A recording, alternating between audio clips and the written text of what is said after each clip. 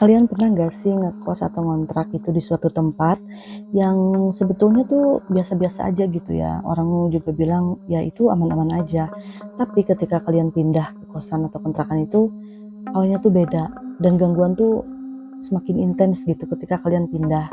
Nah, ini pengalaman nyata aku yang aku alami sama temen aku. Jadi kami tuh pindah dari kosan satu ke kosan lain dengan tujuan mencari yang lebih murah dan lebih nyaman. Tapi bukannya rasa nyaman yang kami dapatkan, malah kami tuh diteror habis-habisan selama 2 tahun. Nah, nanti di akhir video akan diceritain nih kenapa alasannya kosan itu tiba-tiba jadi banyak banget gangguan gaibnya. Kalau kalian masih penasaran, tonton sampai habis. Jangan lupa klik tombol subscribe, like, dan juga komen ya. Share juga sebanyak-banyaknya. Jadi kisah ini tuh terjadi di tahun 2016 akhir. Waktu itu aku baru saja menyelesaikan semester 2. Jadi udah beres tingkat 1, mau menjelang liburan. FYI, aku itu kuliah di jurusan pendidikan bahasa Inggris di salah satu universitas di Jawa Barat. Selama masa kuliah itu aku mendapatkan 5 orang sahabat nih di dalam kelas ya. Jadi satu kelas, satu jurusan, satu prodi, dan bergeng gitulah ya, berenam. Dan yang terlibat di dalam cerita ini ada 2 orang, yaitu pertama kita sebut saja namanya Rida, dan yang kedua namanya Devi. Kita semuanya sama-sama perantau gitu ya, sama-sama anak kos. Nah, dikala itu menjelang akhir semester 2 dan menjelang libur, kita tuh udah sepakat bertiga untuk mencari kosan yang kosannya tuh sama gitu. Jadi sebelumnya kita udah ngekos di tempat lain dan tidak akan memperpanjang masa sewa kontraknya. Tapi kita akan cari kosan baru buat kita bertiga gitu. Nah, sudah berdiskusi sebelumnya, udah cari-cari kosan juga, cari-cari yang lebih murah, yang lebih nyaman tentunya, dan yang bisa diakses jalan kaki gitu, karena kebetulan waktu di tahun segitu kita tuh gak ada yang bisa motor, gak ada juga yang bawa motor. Setelah berdiskusi panjang akhirnya ditentuin nih, ternyata kita akan ngekos di kosan Depi. Jadi Depi ini ngekos di salah satu kosan di dekat kampus yang jaraknya gak terlalu jauh, bisa diakses jalan kaki juga. Kosannya sama ya, semuanya tuh per tahun, dan kosannya itu unik, jadi di belakang rumah ibu kos. Jadi ibu kos ini memiliki 3 jenis kosan. Yang pertama di pinggir rumah ibu kos, jadi ada kosannya juga. Nah, itu rata-rata penuh karena memang aksesnya di pinggir jalan dan harganya lumayan gitu ya kalau itu. Dan ada kosan yang di rumahnya ibu sendiri, jadi rumah ibu kosnya itu sendiri juga disewakan, jadi ada beberapa kamar yang disewakan. Nah, yang ketiga ini kosan Depi di belakang rumah ibu kos, jadi di belakang itu tempat jemuran ya, kayak halaman belakang aja gitu, tapi ada kamar 5 berjejer gitu, kamar mandi di luar ya, jadi barengan kamar mandinya. Karena sudah ditentuin dan aku, Rida, dan Depi juga sudah setuju, kita ngeceklah ke kosan Depi ini, sekalian Depi pulang gitu kan, sebelum kami juga merantau ke kota masing-masing. Dan kebetulan Depi di semester itu tuh nggak pulang ke kotanya ya, karena terlalu jauh, dia yang paling jauh, anak rantau paling jauh, rumahnya di Medan. Nah, akhirnya kita ke kosannya Depi pulang gitu kan. Sambil pulang kita tanya nih ke ibu kos, "Bu, ini bener ya yang kosan ibu yang di belakang itu kosong semuanya?" Karena kan udah pada lulus gitu ya di tahun itu. Kebetulan yang ngekos itu memang tingkat akhir semua kecuali si Depi ini di kamar nomor 3 ini. "Oh iya Neng, yang kosong nomor 1, 2, 3 4 sama 5. Jadi kamar nomor 3 kan kamar si Depi ini. Nah, oke lah kalau gitu Bu gitu. Kita bayar untuk DP-nya. "Bu, kita bayar DP-nya dulu ya, jadi sebagai tanda penjadi gitu ya, jadi gak dikasih ke mahasiswa lain gitu." "Oke Neng," katanya. Nah, singkat cerita udah beres nih bayar DP, aku merantau ke kotaku dan Rida merantau ke kotanya, kecuali si Depi ini ya, karena dia nggak pulang ngerantau nih di semester 2 itu. Singkat cerita kami udah liburan. Nah, 1 bulan setelah libur, Rida nelpon, katanya, "Riz di mana?" Kataku, "Ya di kotaku maksudnya di rumah gitu." "Kenapa?" Ternyata dia dan keluarganya mau ke kosan yang baru itu untuk pindahan gitu dari kosan sebelumnya. Jadi mau beres-beres dari kosan sebelumnya dan dipindah ke kosan yang baru yang deket Depi ini. Terus aku bilang, "Oh, kayaknya aku nanti deh pindahannya. Yaudah sok kamu dulu aja," kataku. "Oh ya udah, aku duluan ya," katanya pindahnya. "Iya." Setelah berkomunikasi, ternyata Rida udah nyampe di kota X ini ya, kita sebut aja kota X ya, di salah satu kota Jawa Barat gitu. Nah, Rida tuh udah sampai katanya. Riz, kayaknya aku nginep dulu katanya sehari di kosan, soalnya kan jauh ya. Terus kasihan juga orang tuanya. Kesana kan pakai mobil pribadi, capek juga kan nyetir ayahnya tuh sendiri, kataku. Oh iya, jadinya kamu nempatin nomor berapa gitu, kamar nomor berapa? Kan aku tanya dulu ya, jadi nanti aku bisa milih gitu yang sisanya. Rida jawablah, aku nempatin kamar nomor 1 katanya. Oh ya udah, dalam hati aku apa sih? Mikir, oh berarti yang kosong tuh kamar nomor 2, 4 sama 5 kan, karena nomor 3 kan tadi si Depi. Udah beres.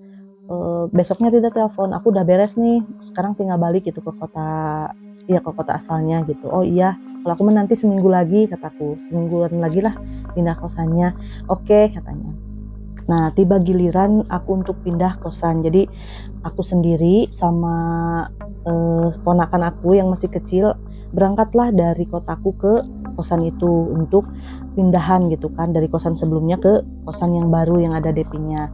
Kataku, oh ya udahlah, kan di kosan juga ada Devi ini, dia kan gak mudik, jadi aman lah gitu, meskipun sendiri nantinya kalau harus nginep gitu. Emang sih aku bawa ponakan yang masih kecil, tapi kan gak bisa diajak ngobrol-ngobrol gitu kan, ngobrol yang ya hal-hal yang agak apa sih, nyambung gitulah ya. Ponakan dulu tuh masih kecil, masih SD kelas 3 kalau nggak salah.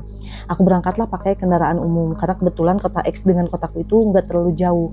Nah, sesampainya di kota X, aku pindahan kan barang-barang kosan dari kosan yang sebelumnya, diberesin, pindah ke kosan yang baru. Nah, setelah pindahan ternyata aku tuh kesorean, jadi beres dari pindahan itu kesorean karena sebelumnya aku tuh beli dulu lemari gitu dadakan di kota X ini tuh, beli lemari, beli alat-alat karena kosan yang sekarang itu berbeda fasilitasnya dengan kosan yang sebelumnya. Kalau sebelumnya itu disediain kan lemari, meja apa segala macam. Kalau yang di sini kan belum disediain, jadi aku terpaksa beli dulu lemari, beli dulu apa. Jadi itulah makan waktu ya, lumayan makan waktu begitu. Nah, di situ aku mikir bawa anak kecil pulang ke kotaku pakai kendaraan umum, terus agak malam, itu kan agak gimana gitu ya. Terus pikir-pikir ya udahlah, apa nginep aja ya. Soalnya kan ada temen juga gitu si Depi, jadi nggak terlalu takut lah gitu kalau di kosan. Meskipun ada ponakan aku juga. Nah, akhirnya setelah membuat keputusan, akhirnya aku putuskan untuk nginep aja di kosan 1 hari itu. Jadi nanti paginya aku beres udah beres kan semuanya, jadi tinggal pulang gitu ke kota asalku. Nah, akhirnya pas saat malam tiba ya, habis sholat isya lah kalau nggak salah, Depi kan udah masuk nih ke kamarnya. Riz, aku duluan ya, aku mau tidur, soalnya tadi aku bergadang sebelumnya nonton drakor gitu biasa. Oh yaudah, kamu duluan aja, kataku.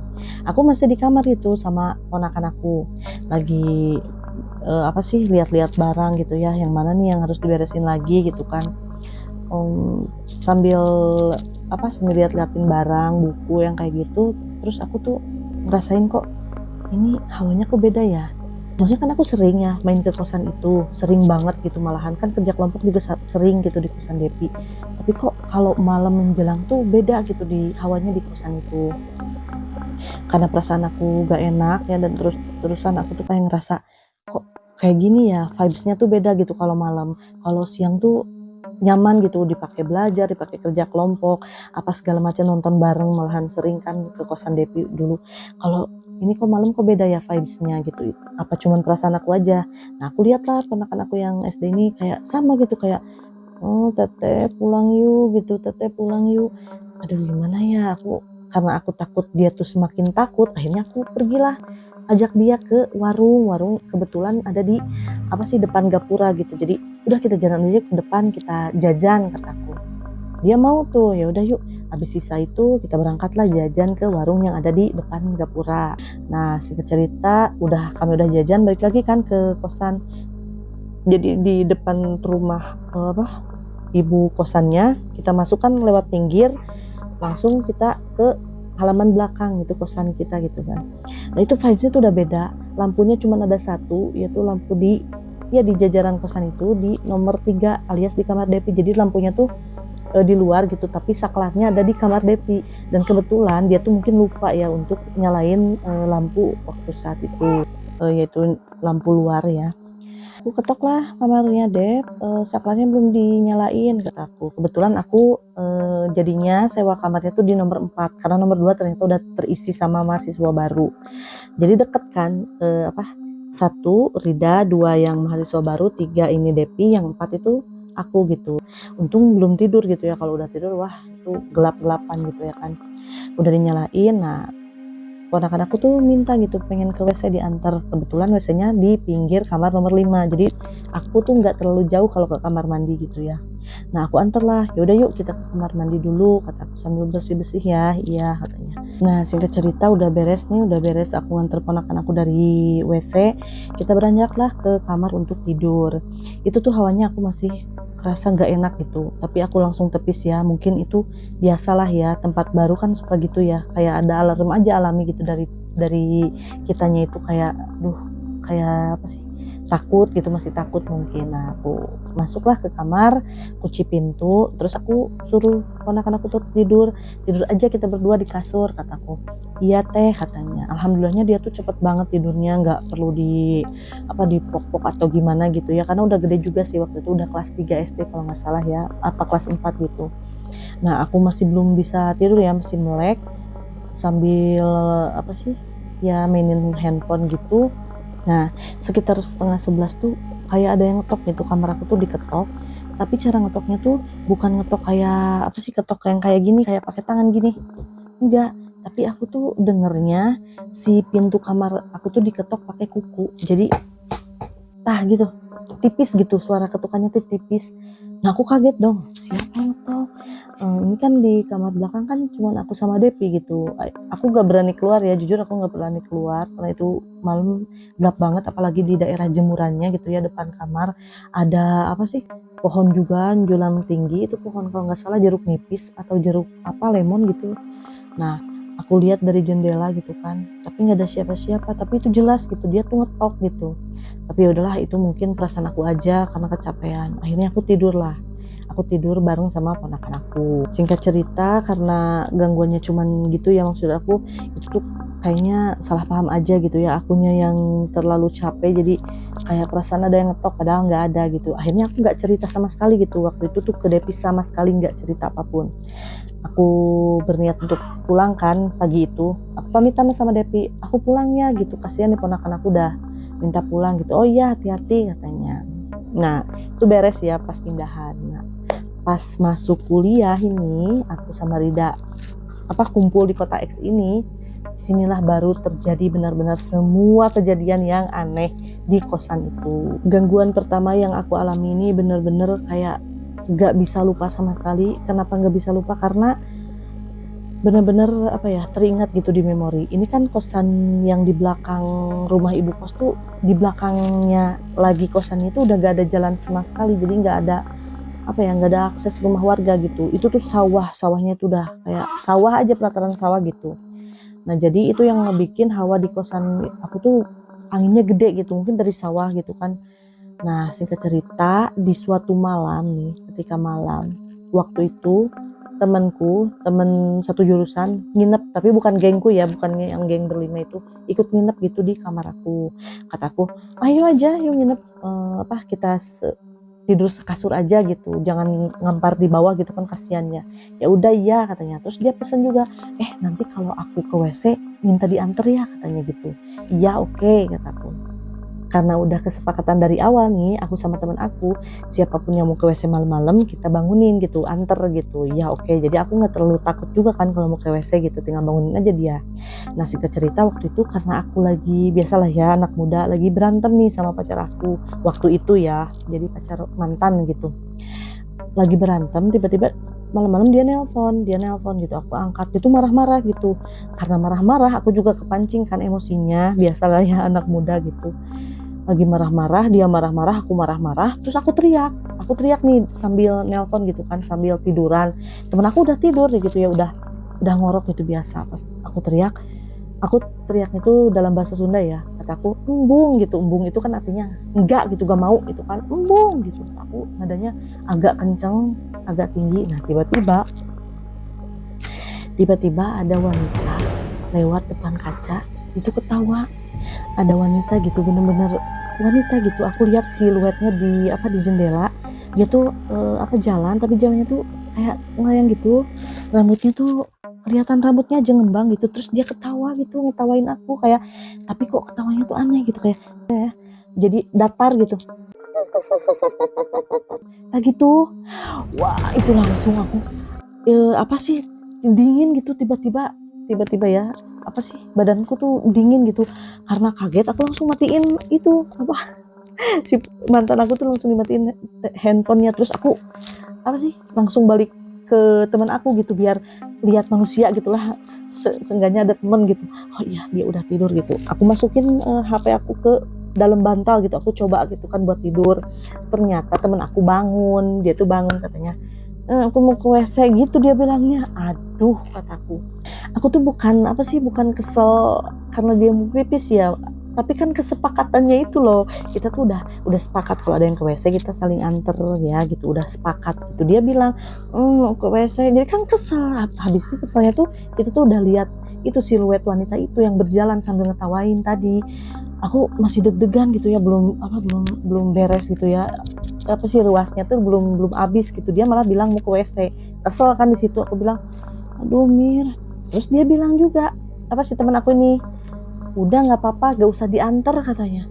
Lah kan udah sepakat tadi siapa yang ke WC kita saling antar, tapi dia bilang gitu, udah nggak usah diantar katanya.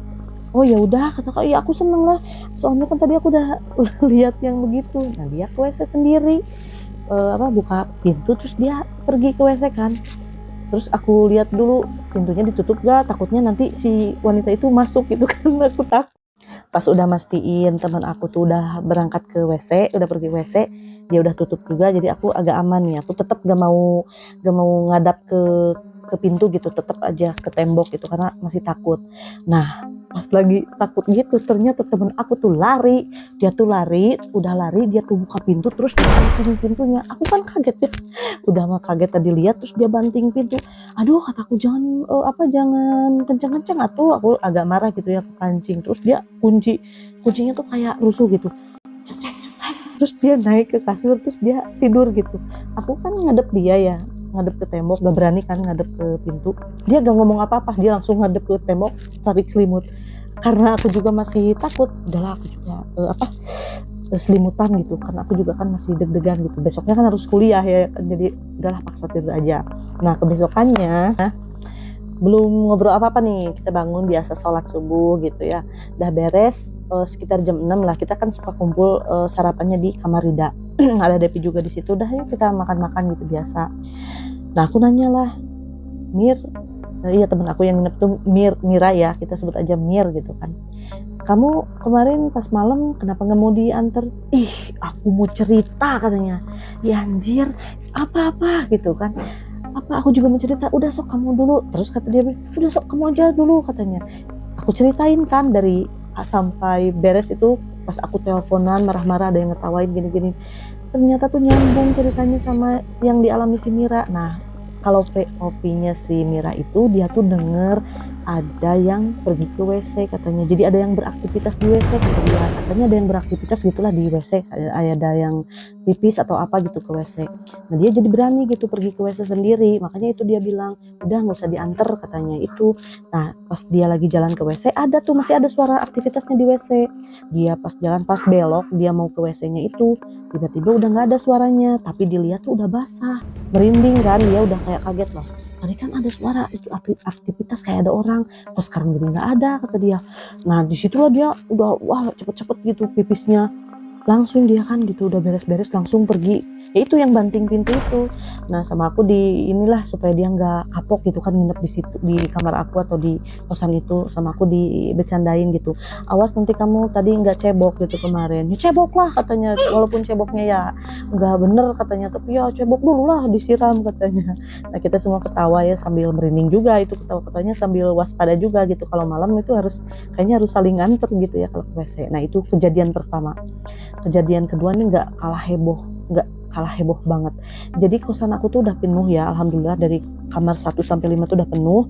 Yang kamar nomor 2 itu mahasiswa baru, dan yang kamar nomor 5 juga mahasiswa baru. Jadi pinggir kamar aku yang dekat WC itu mahasiswa baru. Nah semenjak kita pindah gitu, aku tuh gak pernah lihat dia tuh keluar dari jam 5 atau pas mau maghrib tuh gak pernah keluar, jadi diem aja terus di kamar. Nah karena penasaran kan, aku tanya nih, kita sebut aja namanya Titi ya. Nah aku tanya kan, Ti, kamu kok teteh lihat-lihat gak pernah keluar kamar sih kalau habis maghrib gitu, udah kita makan malam aja bareng katanya. Enggak gitu kan, Titi ini asalnya dari Jawa ya. Aku mikir gitu ya, kenapa gitu, padahal mah ayo tuh makan bareng gitu biar enak lah gitu, satu kosan gitu, sauyunan gitu kan. Enggak usah katanya. Kenapa ya? Nah sampai suatu hari ini tuh aku nemuin jawabannya sendiri. Jadi waktu itu biasalah aku lagi ngerjain tugas ya, tugas itu biasalah ya, begadang mah udah biasa ngerjain tugas gitu kan, lagi edit video di laptop biasa gitu. Tiba-tiba sekitar jam setengah satu lah, aku lupa jamnya, aku kan ngadepnya mejanya tuh ngadepnya di depan jendela, tapi tenang, jendelanya udah aku lapis. Jadi si jendelanya tuh udah aku lapis gitu ya, jadi kalau ada apa sih si wanita itu ya, si teteh itu yang nyingserikeun aku ya, yang ngetawain aku kalau ada lewat-lewat gitu nggak akan terlihat, udah tebel kan si gordennya, jadi aku biasa aja sambil nugas gitu, lihat jendela, jadi nggak terlalu takut. Terus kamar juga suka aku kunci gitu, tahu-tahu kan nanti dia nongol gitu kan, nggak lucu gitu ya, kita lagi ngerjain tugas dia nongol, junaon katanya gitu kan, takut juga ya. Nah lagi ngerjain enak-enak itu tiba-tiba ada suara di dekat WC. Jadi lorong yang dekat WC itu, kita tuh anak-anak kos nyimpen itu tempat rak piring, jadi kalau kita mau makan atau minum gitu, rak piringnya tuh di situ gitu, deket WC, tapi sebelum WC gitu. Tiba-tiba aku dengar suara ada yang banting-banting isi rak piring itu. Nah karena suara ribut-ribut di luar itu, aku tuh langsung diam gitu, apa sih, kayak ini bener gak sih barang-barang yang itu yang di rak piring yang dibanting gitu. Terus aku denger konsentrasi, ternyata galon juga dibanting. Jadi di pinggir rak piring itu ada galon bekas, tapi nggak tahu punya siapa ya, itu dibanting gitu, di kayak di apa sih, dialungkan itu, dilempar gitu. Suara galon dilempar ya, tahulah ya suara galon gimana. Piring, tapi piringnya nggak dilempar, itu kayak digeser-geser gitu loh, jadi di rak piring terus kayak di gitu, di apa sih, tapi nggak sampai pecah gitu. Kalau pecah kan beda ya suaranya. Aku denger kok ada suara-suara gitu ya di rak piring gitu, di lorong yang mau ke WC. Takutnya perasaan aku aja gitu, tapi aku udah mulai gak enak sih ya, perasaan aku udah, aduh gimana ya, apa aku chat aja gitu ya, siapa tahu ada teman-teman yang masih bangun gitu. Aku chat satu-satu ya, udah pada tidur kecuali teman aku tuh si Rida itu. Nah karena kebetulan si Rida belum tidur, aku tanya, kamu dengar gak suara itu di luar, kataku, gandeng gitu ya, berisik gitu. Enggak katanya. Oh ya udah, sok nugas lagi aja kataku. Aku udah deg-degan gitu ya, udah nggak enak hati. Terus aku lihat juga tugas aku udah mulai lumayan beres, aku kebut lah ya biar cepet beres gitu. Nah pas udah beres aku langsung tutup tugasnya gitu, aku langsung pergi tidur gitu. Nggak berani lah aku lihat-lihat siluet jendela atau lihat ke luar apalagi ngecek gitu, belum seberani itulah ya. Nah pas udah beres, besokannya akhirnya subuh kan pada bangun gitu, pada sholat biasa aja gitu, pada sholat. Aku itu subuh agak telat gitu ya, jam 5 setengah 6 gitu. Pas aku mau ke WC, aku lihat bener aja dong, itu galon di pinggir di tengah jalan gitu yang mau ke WC, piring-piring udah di mana, sendok udah di mana. Aku mikir gitu ya, kok nggak ada yang ngeh gitu, ini barang-barang gitu gimana sih, kataku. Akhirnya aku itu kan tanya satu-satu. Kebetulan yang kamar satu itu, nomor satu itu si Titi itu udah bangun, sama aku ditanya, Ti gitu. Iya teh katanya, itu kamu lihat tuh barang-barang berantakan gitu itu di dekat rak piring. Iya katanya, kamu denger gak suara pas malam itu berisik banget itu sampai dibanting-banting? Enggak katanya. Masa itu suara itu banget loh, ribut banget gitu, sampai dibanting-banting loh galon. Enggak teh katanya. Oh yaudah, tapi kamu lihat kan itu galon berserakan gitu? Iya katanya, makanya saya mau tanya gitu, itu siapa yang berantakin rak piring katanya. Oh jadi kamu pulas banget ya tidurnya Ti, sampai gak denger, kataku. Nah iya emang gak denger teh katanya. Aku tanya lagi ke si Depi, dia gak denger. Ke kamar nomor 2 gak denger. Apalagi si Rida ya udah aku pastiin kan pas aku chattingan malam-malam itu. Nah aku cerita lah di situ. Di situ ada Depi, ada aku, karena mahasiswa baru ini masih malu ya, masih malu gabung gitu. Jadi aku ceritalah ke dua orang ini, aku tuh denger ada yang banting-banting gitu, suaranya terlibat banget. Makanya aku takut banget waktu malam itu, aku langsung tutup laptop, aku langsung tidur kataku. Tapi mereka tuh benar-benar nggak denger sama sekali, padahal itu berisik banget sampai ganggu gitu, sampai merinding. Aku juga siapa itu yang malam-malam yang ngamuk-ngamukan gitu kan. Terus aku curiga lah sama si wanita itu yang ketawain aku gitu yang sebelumnya. Tapi ya gak tahu juga ya, namanya juga makhluk halus kan, banyak gitu kan jin, gak tahu ya, gak tahu siapa gitu. Akhirnya aku ngide lah, aku ngadu ke ibu kos gitu. Ibu kosnya kebetulan udah sepuh ya. Terus aku bilang, "Bu," kataku, "itu suara malam-malam tuh ribut gitu, ada yang banting galon, ada yang lempar sendok, itu semuanya jadi berantakan gitu." Terus tahu nggak jawaban ibu kos apa? "Iya Neng, itu berit," katanya. "Iya Neng, itu tikus," katanya. Wah, hebat sekali tikusnya, sudah bisa lempar-lempar galon, dalam hati aku. Tapi ya udahlah, aku juga tahu sih di posisi ibu kos pasti saya denial gitu kan, masa ada sih gitu kosan aman-aman aja kok nggak ada hantunya gitu. Emang bukan itu sih harapan yang aku jawab ya, aku tuh pengennya ya ibu kos tuh ada usaha buat bersihin gitu atau doain gitu. Tapi soalnya agak merinding disco gitu tiap malam. Kata ibu kos kan berit gitu, jadi ulah nggak usah diperpanjang gitu. Akhirnya aku sama Rida sama teman-teman lebih aware gitu ya, perbanyak ibadah lagi, sholat gitu, kencengin. Kalau ada yang mau ke WC ya kita kalau ada yang masih bangun kita saling antar aja gitu, chat gitu. Iya katanya, oke lah semuanya. Kecuali yang mahasiswa baru ini ya, yang 2 orang yang nempatin nomor 2 sama 5 ini agak kurang bisa diajak ini karena mereka mungkin masih malu juga kan. Apalagi si Titi nih yang di kamar nomor 5 yang deket WC itu dari maghrib udah dia nggak bisa dihubungi, nggak bisa diketok juga kamarnya, udah dia ngerem aja. Nggak tahu ya dia udah ada apa gitu, pengalaman apa, dia pokoknya diem aja di kamar gitu.